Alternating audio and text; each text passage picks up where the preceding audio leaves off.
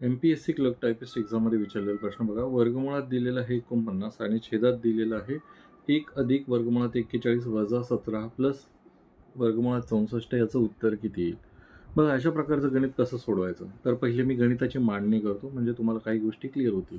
ठीक आहे. 49 जे वरती दिलेलं आहे, छेदामध्ये बघा काय दिलेलं आहे, 1 अधिक 41 वजा परत दुसरा एक वर्गमूळ. ठीक आहे. काय वर्गमूळ आहे? 17 अधिक परत एक वर्गमूळ 64. आता ह्याच्यामध्ये बघा आपण काय करतो, जसं एखादं बोडमास रूल आहे तसंच आपल्याला इथे रूल वापरायचा. सगळ्यात आतमधला जो वर्गमूळ आहे तो सोडून घ्यायचा आहे. म्हणजे ह्याच्या आतमध्ये कोणता वर्गमूळ आहे? तर हा आहे.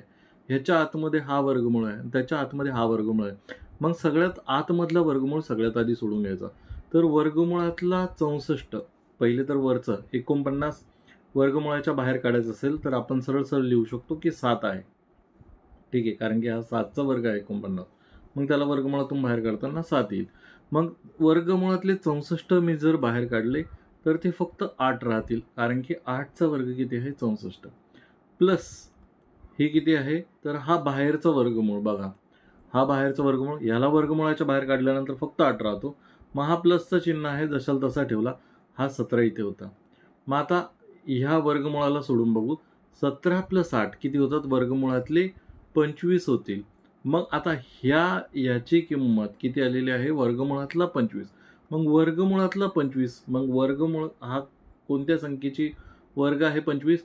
तर 5चा वर्ग आहे, म्हणून ह्याच्या बाहेर, याला जर वर्गमुळाच्या बाहेर काढला तर हा 5 राहील. म्हणजे ह्या पूर्ण वर्गमुळाची किंमत किती आलेली आहे? 5. मग इथे वजाचं चिन्ह आहे, मी लिहिलं वजा. इथे 41 आहे, मी लिहिलं 41. त्याच्या बाहेर काय आहे? वर्गमुळाचं परत एक चिन्ह आहे. म्हणजे आता आपण हा वर्गमूळ सोडवत आहोत बाहेरचा. ठीक आहे, हा वर्गमूळ सोडवायला घेतलाय.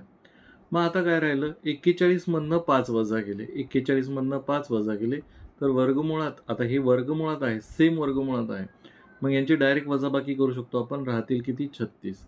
मग याला 36 कशाचा वर्ग आहे? तर हा 6चा वर्ग आहे, म्हणून याला 36ला वर्गमुळातून बाहेर काढलं तर किती राहील? 6 राहील. मग तुम्हाला हे जे पूर्ण इक्वेशन दिसत आहे इथून इथपर्यंत, तर ह्याची किंमत किती भेटली आपल्याला? 6. किती भेटली? 6.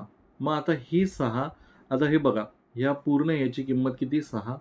मग वर्गमुळातला हा 1 प्लस ह्याची पूर्ण किंमत 6, वरती किती आलेले आहे बघा? फक्त 7 आलेले आहे. मग ह्याला बघा, 7 छेदामध्ये किती आलं? 6 प्लस 1 7. मग हा कसा आहे? वर्गमुळातच राहील, कारण की वर्गमुळाच्या बाहेर येणार नाही. मग आपण फक्त एखादी संख्या आहे, समजा माझ्याकडे एखादी संख्या आहे ए, तर मी हिला कसं लिहू शकतो? वर्गमुळातला ए गुणिला वर्गमुळातला ए. समजा 2 संख्या आहे, मी कसं लिहू शकतो? वर्गमुळात 2 गुणिला वर्गमुळात 2. तर 7ला पण मी तसंच लिहू शकतो. कसं लिहू शकतो? वर्गमुळात 7 गुणिला वर्गमुळात 7, छेदामध्ये हा वर्गमुळातला 7. मग आता इथे डायरेक्ट गुणाकार असल्यामुळे हा वर्गमूळ कटला. इथे फक्त किती राहिले? वर्गमुळातलं 7. मग आपलं ह्याचं उत्तर किती येणार आहे? फक्त वर्गमुळातला 7 हे आपलं उत्तर असणार आहे, ऑप्शन क्रमांक 2. जर तुमचे कोणतेही गणिताचे प्रश्न असतील आणि मला पाठवायचे असतील तर हा टेलिग्राम ग्रुप आहे बघा आपला. ह्या टेलिग्राम ग्रुपचा QR कोड स्कॅन करा आणि मला बिंदास प्रश्न पाठवा. आपण नाममात्र फीस 59 रुपयामध्ये इथे मेंबरशिपवाले व्हिडिओज ऑफर करत आहोत. त्यामध्ये कोणते कोणते व्हिडिओज आहेत ते बघण्यासाठी हा QR कोड स्कॅन करा. आपलं एक WhatsApp चॅनलसुद्धा आहे, त्याला जर तुम्हाला कनेक्ट व्हायचं असेल तर तुम्ही राईट साईडचा QR कोड स्कॅन करू शकता. धन्यवाद.